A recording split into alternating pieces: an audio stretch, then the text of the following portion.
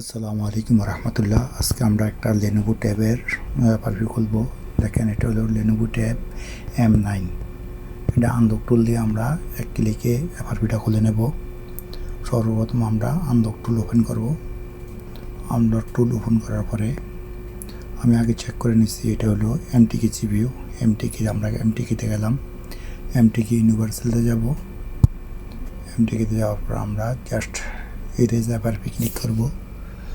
আর ট্যাবলেটের আমরা যেই সাইড বাটনটা আমরা ভলিউম প্লাস এবং ভলিউম মাইনাস দোনটা একসাথে ধরার পরে আমরা ইউএসবি কেবল লাগাবো। ইউএসবি কেবল লাগার পরে ইনশাআল্লাহ চারটা ওকে হয়ে যাবে। দেখতে থাকুন।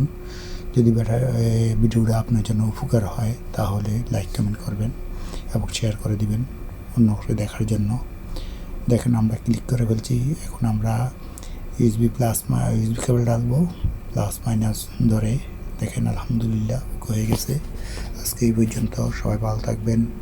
ভিডিওটা দেখার জন্য ধন্যবাদ। ওকে।